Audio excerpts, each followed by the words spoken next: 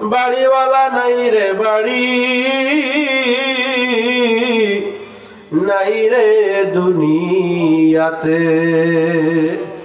বাড়িওয়ালা নাই রে বাড়ি, নাই রে দুনিয়াতে। একদল লোক দৌড়াইবে আপনার আমার জন্য, বাঁশ কাটার জন্য। কোন বাঁশ বাগানে আপনার আমার জন্য বাঁশ পেকে রেডি হয়ে আছে।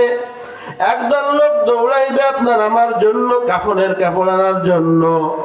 আর একদল লোক দৌড়াইবে আপনার আমার জন্য শেষ ঠিকানা 3.5 হাত গর্ত খনন করার জন্য। আর একদল লোক বড়ই পাতা গরম পানি করিয়া ভালো করে ডলিয়া ডলিয়া আদর সোহাগ দিয়া জীবনের শেষ গোসল করে দিবে। গোসল করানোর পরে আপনাকে আমাকে 3টা কাপড়ের মধ্যে বেঁধে ফেলবে। মাথায় একটা বান্ধন দেবে, মাজায় একটা বান্ধন দেবে, পায়ে একটা বান্ধন দেবে। তখন আপনার আমার উঠে বসার কোনো শক্তি নাই, তাকানোরও কোনো শক্তি নাই। কতজন কাঁদতেছে আমি সব শুনতেছি, কিন্তু কোনো জবাব দিতে পারতেছি না। পায়ে বাত পড়ে গেছে, কোমরে বাত পড়ে গেছে, মাথায় বাত পড়ে গেছে। তখন কোন এক কবি বলে যে ওই লাশের কেমন যেন এমন একটা আওয়াজ হয়, পায়ের বন্দে বুঝা গেল ওরে মন, আর তো বুঝি হেঁটে চলার শক্তি নাই। মাজার বন্দে বুঝা গেল ওরে মন, আর তো বুঝি উইঠা বসার শক্তি নাই। মাথার বন্দে বুঝা গেল ওরে মন, আর তো বুঝি চক্ষু মেলার শক্তি নাই। আপনাকে আমাকে 4 বেহারার পালকিতে উঠাইয়া জানাজার ময়দানের দিকে নিয়ে যাচ্ছে। আপনার আমার সন্তানরা কান্নাকাটি করে, ছেলে কান্দে বাবা বাবা বলে, মেয়ে কান্দে বাবা বলে। জবাব তো আপনি আর আমি দিব না। এক পর্যায়ে আপনাকে আমাকে নিয়ে যাইবে ওই মাদ্রাসার মাঠে, ঈদগার মাঠে। আপনাকে আমাকে শেষ বিদায় দেওয়ার জন্য ইমাম সাহেব আপনাকে আমাকে সামনে রেখে দাঁড়ায় গেছে। 4 তাকবীরের সহিত জানাজা হবে। ইমাম সাহেব বলতেছে আল্লাহু আকবার। প্রত্যেকটা তাকবীরে কেমন যেন আপনাকে আমাকে দূরে সরায়া দিচ্ছে। দ্বিতীয় তাকবীরে বলতেছে আল্লাহু আকবার। তৃতীয় তাকবীর বলল আল্লাহু আকবার। চতুর্থ তাকবীর যখন বলে আল্লাহু আকবার, কেমন যেন বলে ভাই তুমি যাও, দুনিয়ার মধ্যে তোমার আর থাকার সময় নাই। আপনাকে আমাকে সবাই মিলে ধরিয়া কবরের দিকে নিয়ে যাবে। এখন কি চিন্তা করি যে মনে হয় এই লোকগুলো আমার সাথে কবরের মধ্যে যাবে, কিন্তু দেখি না আমাকে 2 জন নামছে কবরের মধ্যে, আর সবাই থেকে দূরে চলে গেছে। এখন আমি ভাবছি এই 2 জন মনে হয় আমার সাথে কবরের মধ্যে থাকবে, কিন্তু আমাকে কবরের মধ্যে শোয়া বান্ধনগুলো খুলিয়ে এই লোকগুলো লাফ দিয়ে উপরে উঠে গেছে। এখন আমার আর কোনো সাথী সঙ্গী নাই, সাথী নাই রে বাতি নাই রে কবরে, একা একা কেমনে থাকবা কবরে। ডাইনে মাটি বামে মাটি, নিচে মাটির বিছানা, উপরেতে বাঁশের ছাউনি, মাটি চাপা ভাগ্যা যাইতে পারবা না। এই যে 41 এবং 42 নম্বর আয়াত আল্লাহ তাআলা বলেছে ইয়া আইয়ুহাল্লাযীনা আমানু যকুরুল্লাহা যিকরান কাসীরা। হে ঈমানদারেরা, তোমরা বেশি বেশি পরিমাণে আল্লাহ তাআলার স্মরণ করো, জিকির করো। টাইম বাতলায় দেশে ওয়াসাব্বিহুহু বুকরাতা ওয়া আসিলা, বিশেষ করে সকাল এবং সন্ধ্যায়। সকাল এবং সন্ধ্যায় যে জিকির করতে হবে এটা হলো মস্ক স্বরূপ, যেখান থেকে অভ্যাস করব, এরপরে যখন দুনিয়ায় চলাফেরা করব সর্বদা মুখে জিকির চলবে। সুন্নাত আছে যে আমি স্বাভাবিক জায়গায় হাঁটতেছি, লা ইলাহা ইল্লাল্লাহ, আমি উপর থেকে উঠতেছি আল্লাহু আকবার, আমি উপর থেকে নিচেই নামতেছি সুবহানাল্লাহ। যে কোনো একটা জিকিরের হালতে আমি থাকবো। তো জিকির আমরা করি, তো জিকিরের যে মর্ম আমরা বুঝি না। আবার যারা করে না তারা এটা বোঝার চেষ্টাও করে না, মনে করে এটা পীরের মুরিদদেরকে ভাগ করে দেওয়া হয়েছে। এই ইবাদতটা খালি যারা পীরের মুরিদ, পীরের দরবারে যায় তারাই করবে, আর কারো করা লাগবে না। বিষয়টা এমন না, সবার করা লাগবে। কোরআন শরীফের একাধিক জায়গায় আল্লাহ তাআলা বলেছে, সূরা আহজাবে, সূরা আলে ইমরানে, আবার সূরা যুখরুফের মধ্যে আল্লাহ তাআলা 36 নম্বর আয়াতে কি বলে, যে জিকির যে ছেড়ে দেবে সে শয়তানের সঙ্গী হয়ে যাবে। وَمَن يَعْشُ عَن ذِكْرِ الرَّحْمَنِ نُقَيِّضْ لَهُ شَيْطَانًا فَهُوَ لَهُ قَرِينٌ। যে আল্লাহর স্মরণ থেকে মুখ ফিরিয়ে নেয় আমি তার জন্য একজন শয়তান নিযুক্ত করি, সে তার সঙ্গী হয়ে যায়। নাউযুবিল্লাহ। কে বলে এই কথাটা? কে বলে? যে আল্লাহর জিকির থেকে মুখ ফিরিয়ে নেয়, ওমা ইয়াশু আন যিকরির রহমান, যে আল্লাহর জিকির থেকে মুখ ফিরিয়ে নেয়, আল্লাহ তাআলা তার জন্য একটা শয়তান নিযুক্ত করে দেয়, সেই শয়তানের সঙ্গী সে হয়ে যায়।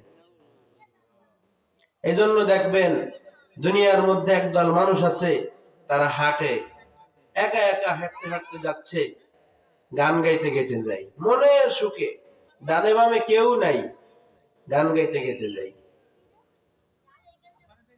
হ্যাঁ, আছে না এমন লোক? অথচ ওই ব্যক্তি পারলে তো হাঁটতেছে, জিকির করতে পারতো, কিন্তু করে নাই, কারণ সে আল্লাহর জিকির থেকে মুখ ফিরিয়ে নিয়েছে। নুকাইয়িদ লাহু শাইতানা, আল্লাহ তাআলা তার জন্য একজন সঙ্গী নিযুক্ত করে দিয়েছে।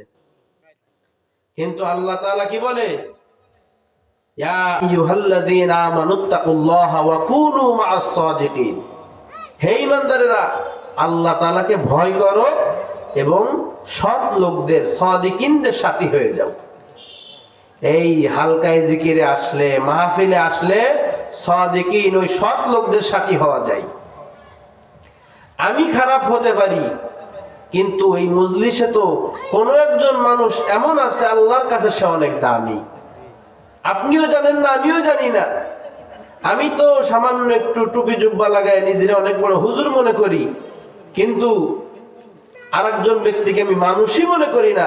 অথচ দেখা যায় ওই ব্যক্তি খেটে খাই, দিন আনে দিন খাই, মূর্খ সূর্খ মানুষ, কিন্তু ওই ব্যক্তি আল্লাহর কাছে অনেক দামি। এজন্য সাদিকিনদের সাথী হতে গেলে এই সকল জায়গায় যাতায়াত বেশি করতে হয়।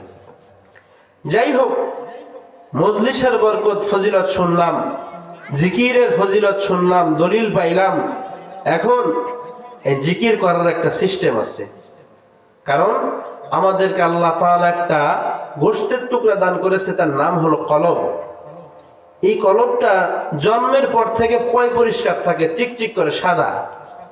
যখন বালেগ হওয়ার পর থেকে গুনাহ করা শুরু করে, এক একটা গুনাহ করে এক একটা দাগ পড়ে, আর এই দাগ পড়তে পড়তে এক পর্যায়ে ওটা কালো কয়লার মতো হয়ে যায়।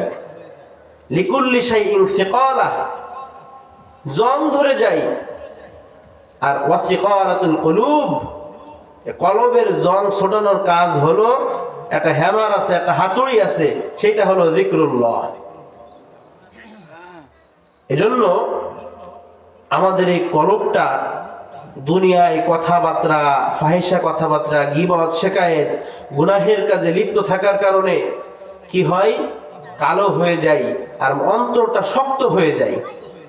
এখন যারা পীর বুজুর্গ, উলামা একরাম বড়রা আছে তারা একটা সিস্টেম বাতলাইয়া দিছে যে যখন তুমি আল্লাহ তাআলাকে স্মরণ করতে চাইবা সেই সময় সর্বপ্রথম তোমার যে শক্ত চৈত্র মাসের মতো যেমন জমিন শুকায় গেলে এমন অবস্থা হয়, গুতা লাগলে পা কেটে যায়, পাথরের মতো শক্ত হয়ে যায় মাটি, তো অমন তোমার দেলটা হয়ে গেছে, আগে ওই জায়গায় পানি দিয়ে ভিজায় নাও। আর এই দেলটা পানি দিয়ে যখন ভিজায় নেওয়া হবে, তারপরে যখন নাকি আল্লাহ তাআলার রহমতের বীজ বপন করা হবে, ওই দেলের মধ্য থেকে নূর আসবে, হাত তুললে আল্লাহর দ্বারে দোয়া করলে চোখে পানি আসবে। আপনি আমি দোয়া করলে কেন চোখে পানি আসে না? অন্তর শক্ত হয়ে গেছে। এই অন্তর নরম করার জন্য, কলবটাকে কলবে সালিম পায় পরিষ্কার করার জন্য 4টা ঔষধ আছে। তো সেটা ভিন্ন আলোচনা। তো 4টা ওষুধের মধ্যে একটা ঔষধ হলো জিক্র, লিকাসরাতে যিকরুল্লাহ, আল্লাহর জিকির বেশি বেশি করা। আর আরেকটা হইল লিকাসরাতে যিকরিল মাউত, মৌতের মুরাকাবা করা, মৌতের কথা স্মরণ করা। মৌতের কথা স্মরণ করলে কি হয়? দুনিয়ার মহাব্বত দূরে সরে যায়, আখেরাতের মহাব্বত চিন্তা ভিতরে আসে। এই মৌতের মুরাকাবা যদি কেউ দিনে 20 বার করতে পারে, ওই দিন সে মারা গেলে সে বিনা হিসেবে জান্নাতে যাবে। কিন্তু আপনি আমি তো একবারও পারি না। ওই যে ঘটনা তো শুনছেন, এক বাদশা গেছিল এক পীরের কাছে মুরিদ হইতে। ওই পীর সাহেব সবক দিছে বাদশাকে যে তুমি দিনে 20 বার মৃত্যুর স্মরণ করবা। এখন বাদশা ধনী মানুষ, ভালো করে বুঝবেন, গল্প হলেও শিক্ষা আছে। সে ধনী মানুষ, সে স্বর্ণের দানা দিয়ে একটা তসবিহ বানাইছে। ওই তসবিহে জপে মৌত মৌত মৌত মৌত, মৌতের জিকির করে, মৌতকে স্মরণ করে। বহুদিন পার হয়ে গেছে, এখন ওই পীর সাহেবের দরবারে আবার হাজির হয়েছে। বলে, হুজুর আমার তো কোনো পরিবর্তন নাই, আমি তো দৈনন্দিন 100 বার মৃত্যু স্মরণ করি। কেমন করো? বলে যে এই যে তসবিহ, 100 দানার তসবিহ, আমি প্রত্যেক দিন 100 বার মৌত মৌত জিকির করি। বলে যে তাই? হ্যাঁ। তুমি যে মসনদে বসে আছো, এই মসনদে যে বসবে সেই কি রাজা? বলে হ্যাঁ। এখানে বসার পরে সে যে আইন ধার্য করবে, যে রায় দেবে, সেটাই কি চূড়ান্ত? বলে হ্যাঁ। তাহলে আমি একটু বসতে চাই। কয়, হুজুর আসলে তো এখানে কাউকে বসতে দেওয়া যায় না, কিন্তু আপনি আমার পীর, আমার মুর্শিদ, আমার মুরব্বী, আপনাকে বসতে দেওয়া যায়, আসেন। এখন যখন বসছে, সাথে সাথে জল্লাদকে হুকুম দিছে যে এই আগের যেই বাদশা ছিল তাকে মৃত্যুদণ্ড দেওয়া হবে, এখনই পিঠ মোড়া দিয়ে বেঁধে ফেলো। সে তো একটু আগে বাদশা ছিল, তার জানা আছে যে এখান থেকে যেই রায় ঘোষণা হবে সেটাই চূড়ান্ত। তো আমার যখন মৃত্যুদণ্ড দেওয়া হয়েছে, আমার মৃত্যু হবে। এই চিন্তা করে বাদশা বেহুশ হয়ে গেছে। পীর সাহেব হুজুর যখন দেখলো যে ওই বাদশা বেহুশ হয়ে গেছে,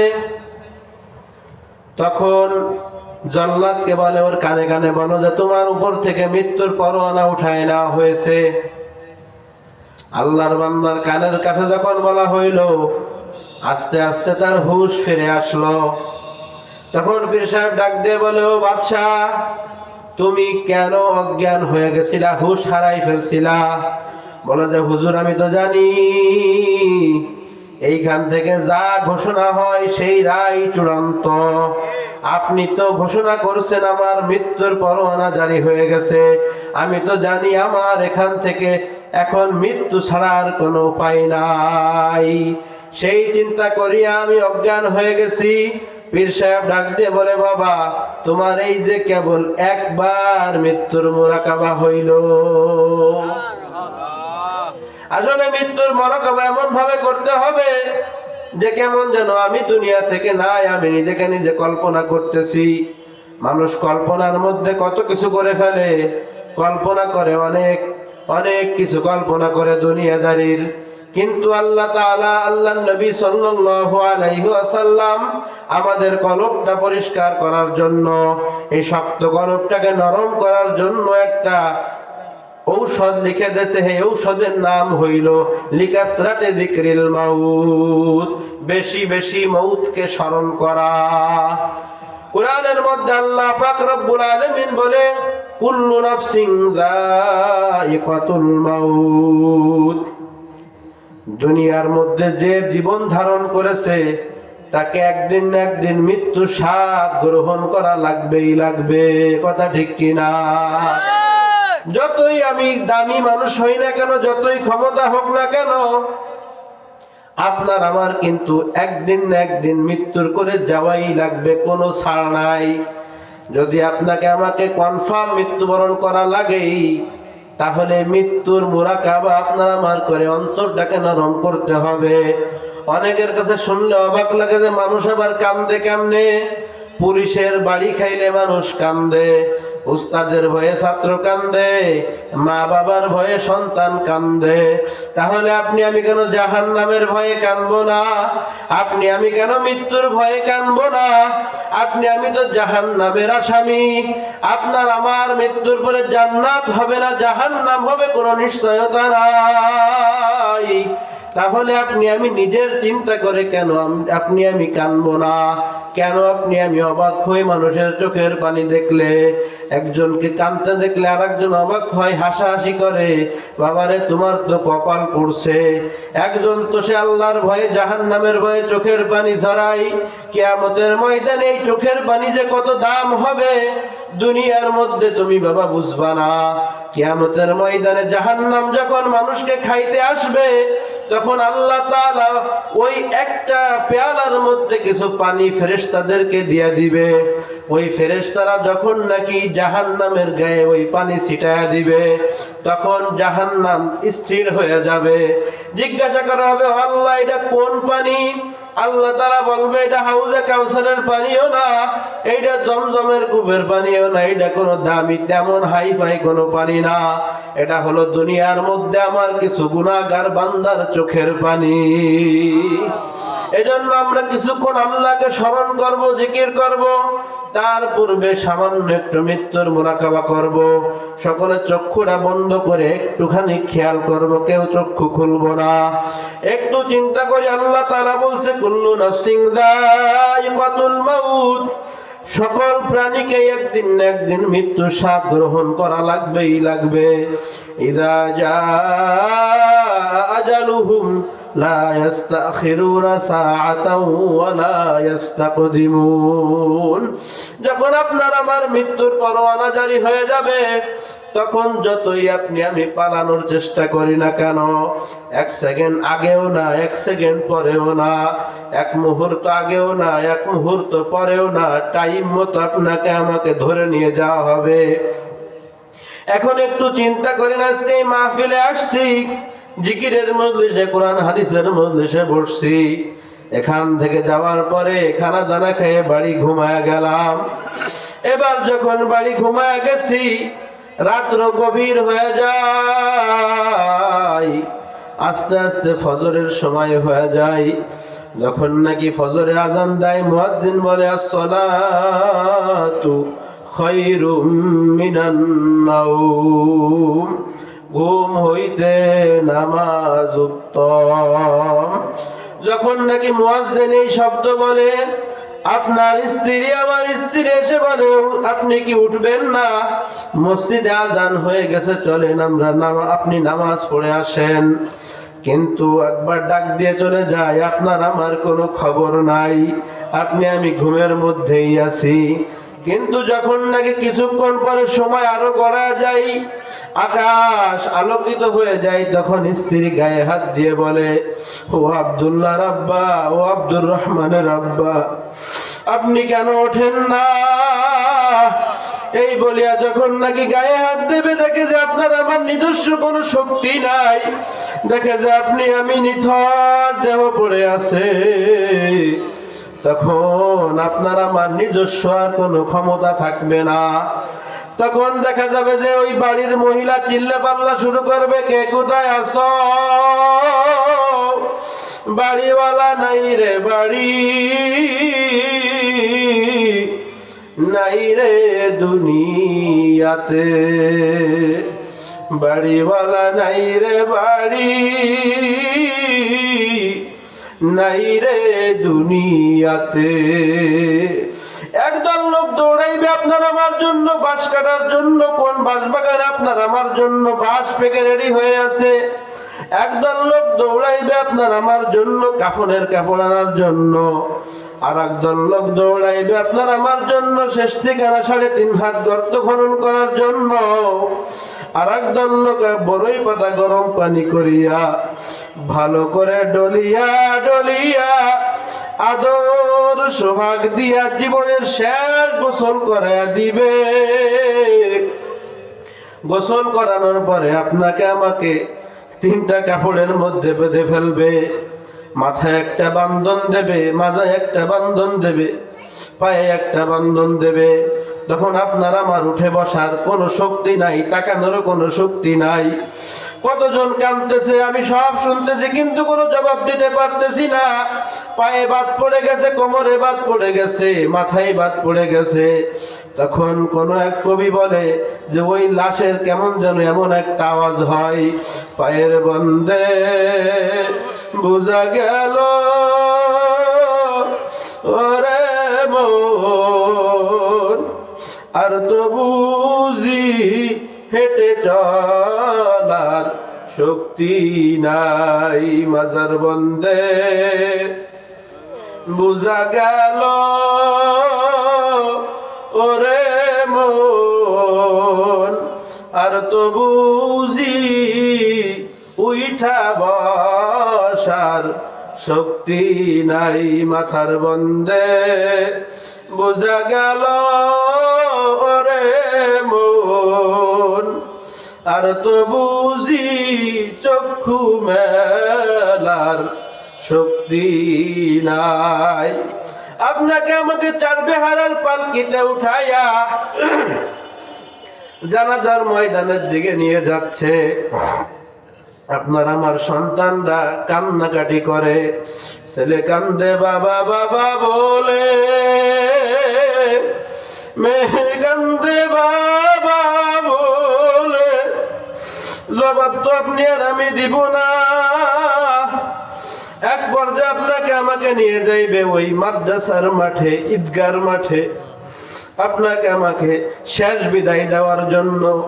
ইমাম সাহেব আপনাকে আমাকে সামনে রেখে দাঁড়ায় গেছে, 4 তাকবীরের সহিত জানাজা হবে। ইমাম সাহেব বলতেছে আল্লাহু আকবার। প্রত্যেকটা তাকবীরে কেমন যেন আপনাকে আমাকে দূরে সরায়া দিচ্ছে।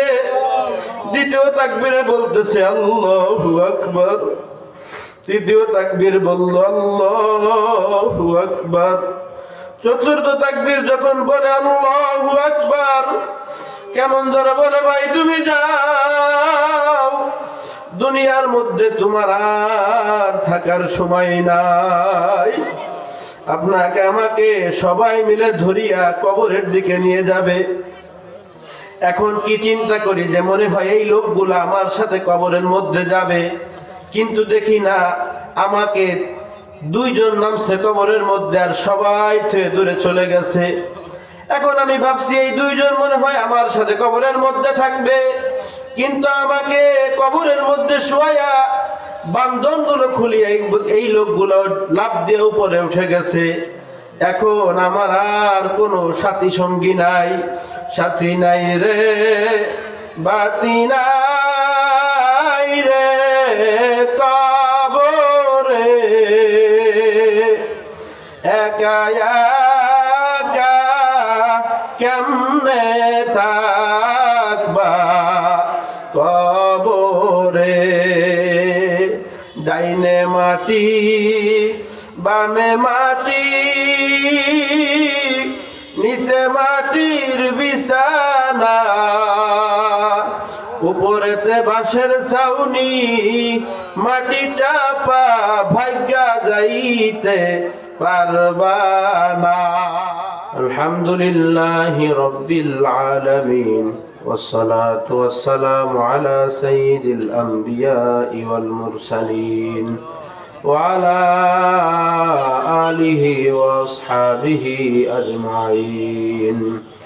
अगर जानबे माशूक नबाशद कशाशे तालिब आशिक बिसारा नरासद वज़ाए बुजुर्गी की नहीं हमको जरूरत गुलाम अपना बनाने आए खुदाया दिन गल खाइते लइते रात्रे गल घुमे घुमे दुनियार कामाई तो दुनियाय पड़िया थाकबे आखिरातेर कामाई तो किछुई करते पारलाम ना ओ दयार माওলা আপনি কবুল করছেন বিদায় এই জান্নাতের বাগানে আসতে পারছি আপনি যেহেতু এই বাগান আমাদেরকে কবুল করিয়াই নিছেন আমাদের কাউকে খালি হাতে ফেরত দিয়েন না গুনার বোঝা মাথায় লইয়া আল্লাহ আপনার দরবারে হাত তুলেছি এই গুনার যদি গন্ধ থাকতো আল্লাহ সমাজের মানুষ আমাদেরকে থাকতে দিত না আপনি তো গোপন রেখেছেন আমাদের গুনাহ গোপনে মাফ করিয়া দেন আল্লাহ আপনার গফফার নামের ওসিলা আমাদের সকল গুনাহগাতাগুলি মাফ করিয়া দেন আল্লাহ যদি গুনাহ মাফ না করে কবরে যাই কোনো পার পাওয়ার কোনো লাইন নাই জাহান্নাম ছাড়া কোনো উপায় নাই রে আল্লাহ